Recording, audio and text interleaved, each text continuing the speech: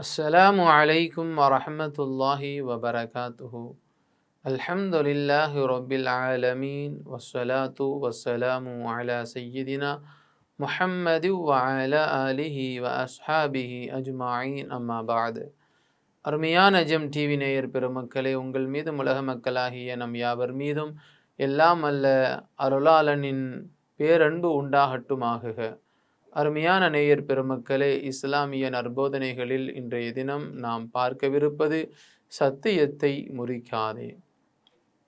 இன்றைக்கு நம்முடைய இயல்பான ஒரு பழக்கம், யாரையாவது நம்ப வைக்கணும்னு நினைக்கிறோம்டா, உடனடியாக நிச்சயமாக சத்தியமாக உங்களுக்கு சொன்ன வாக்குறுதியை நிறைவேற்றுறேன், அல்லது ஏதாவது கடன் கேட்டால் சத்தியமாக சொன்ன நேரத்தில் கடனை கொடுத்துட்றேன் அப்படின்னு சொல்லி சத்தியம் என்கிற அந்த விஷயத்தை லேசாக நிறைய பேர் செய்து கொண்டு இருக்கிறார்கள். ஆனால் நபிகள் பெருமானார் ஸல்லல்லாஹு அலைஹி வஸல்லம் அன்னவர்கள் குறிப்பிட்டு காட்டுகிறார்கள், நீ ஒரு சத்தியம் செய்கிறாய் என்று சொன்னால் அந்த சத்தியம் என்கிற அந்த வார்த்தை இருக்கிறதே, அதை நிறைவேற்றாவிட்டால் நீ குற்றவாளியாகி விடுவாய். நீ பொய் சத்தியம் செய்தால் நீ மிகப்பெரிய ஒரு பாவியாக மாறி விடுவாய். ஆகையினால ஒருவரிடத்தில் சத்தியம் செய்வது என்பது உண்மையானதாக இருக்க வேண்டும். அதன் பிரகாரம் நீ நடந்து கொள்ள வேண்டும். நடந்து கொள்ளக்கூடிய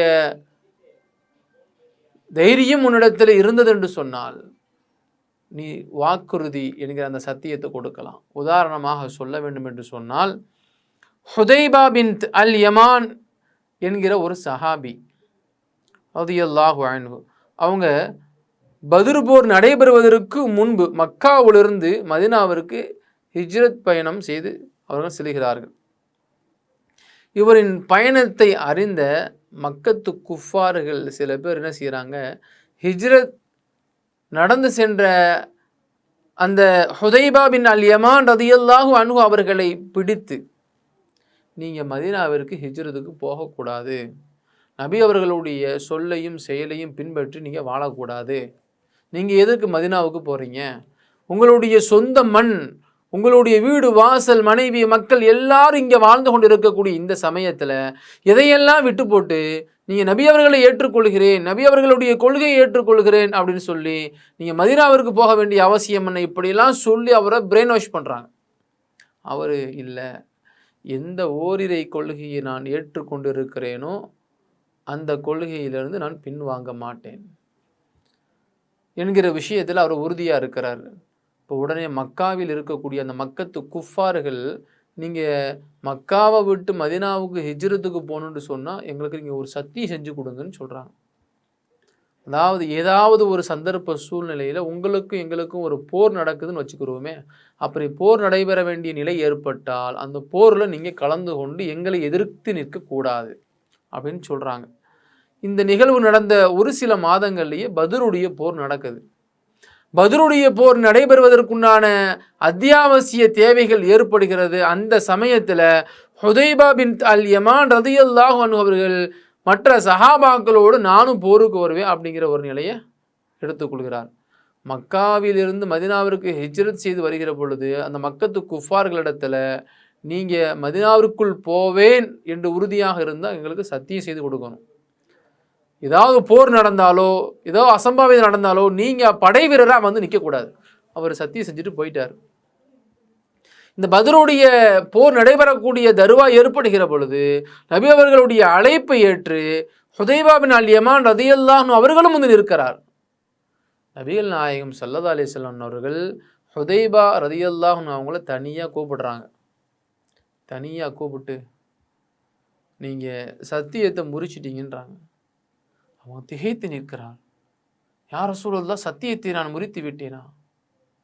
ஆமாம், மக்காவிலிருந்து மதீனாவிற்கு நீங்கள் ஹிஜ்ரத்துக்கு வருகிற பொழுது மக்கத்து குஃபார்கள் உங்களை சிறைபிடித்து நீங்கள் மதீனாவிற்கு செல்லக்கூடாது, அப்படி மதீனாவிற்கு நீங்கள் செல்ல வேண்டும் என்று சொன்னால் ஒரு நிபந்தனை, நீங்கள் சத்தியம் செய்து எங்களிடத்தில் காட்ட வேண்டும் என்று சொன்னார்களே. அப்போ மக்கத்து குஃபார்களிடத்தில் எந்த ஒரு போர் நடந்தாலும் எந்த ஒரு அசம்பாவிதம் நடந்தாலும் படை வீரராக வந்து நான் நிற்க மாட்டேன் என்று நீங்கள் சத்தியம் செய்து விட்டுத்தானே மதீனாவிற்கு ஹிஜ்ரத்துக்கு வந்தீங்க. ஆகையினால அந்த சத்தியத்தை நீங்கள் முறிச்சிடாதீங்க, நீங்கள் பத்ர் போருக்கு வர வேண்டிய அவசியம் இல்லை அப்படிங்கிற விஷயத்தை சுருக்கமாக நபி அவர்கள் சொன்னாங்க. இப்போ மற்ற சஹாபாக்கள் எல்லாம் ஆச்சரியப்படுகிறார்கள். இந்த இடத்துல ஒரு முக்கியமான விஷயத்தை நாம் விளங்க வேண்டும். முதன்மையானது சத்தியம் செய்துவிட்டோம் என்று சொன்னால் அந்த சத்தியத்தை முறித்து விடக்கூடாது. இரண்டாவது, வாக்குறுதி கொடுத்து விட்டோம் என்று சொன்னால் அந்த வாக்குறுதியை நாம் சரியாக நிறைவேற்ற வேண்டும். பத்ருடைய போர் நடைபெறுவதற்குண்டான சூழ்நிலை ஏற்படுகிற பொழுது சஹாபா பெருமக்கள் மிக மிக குறைவானவர்கள். அந்த இடத்துல ஆள் பலம் தேவை, ஆள் அவசியமான ஒரு அத்தியாவசியமான ஒரு தேவையாக இருக்கிறது. அந்த நேரத்திலும் கூட ஒரு சத்தியத்தை நீ முறித்த நிலையில் ஆகிவிடக் கூடாது என்பதற்காக வேண்டி எனக்கு ஆள் கூட தேவையில்லை, ஆனால் நீ கொடுத்த வாக்குறுதியையும் சத்தியத்தையும் மீறி ஒரு குற்றவாளியாக இந்த பத்ர் காலத்தில் நிற்க வேண்டிய அவசியம் இல்லை என்கிற விஷயத்தை நபிகள் நாயகம் ஸல்லல்லாஹு அலைஹி வஸல்லம் அவர்கள் அந்த சஹாபாக்களுக்கு முன்பு ஹுதைபா பின் அல் யமான் ரலியல்லாஹு அன்ஹு அவர்களுக்கு பாடம் கற்றுக் கொடுக்கிறார்கள். அப்பொழுது அவர் விளங்கி கொண்டார், யா ரசூலல்லாஹ், இனிமேல் என் வாழ்க்கையிலே நான் சரியாக நடந்து கொள்வேன், நான் போருக்கு வரலன்னு சொல்லி நபி அவர்களுடைய அனுமதியோடு அவர் அந்த போர்க்களத்தில் கலந்து கொள்ளலை அப்படிங்கிற விஷயத்தை நம்ம பார்க்க முடிகிறது. அருமையானவர்களே, சத்தியம் செய்வது சாதாரண விஷயம் அல்ல. நம்மால் அதை நிறைவேற்ற முடியும் என்றால் செய்வோம். அல்லாஹ்வின் அன்பை பெறுவோம். அஸ்ஸலாமு அலைக்கும் வரஹ்மத்துல்லாஹி வபரகாத்துஹு. இன்ஷா அல்லாஹ் மீண்டும் நாளை சந்திப்போம்.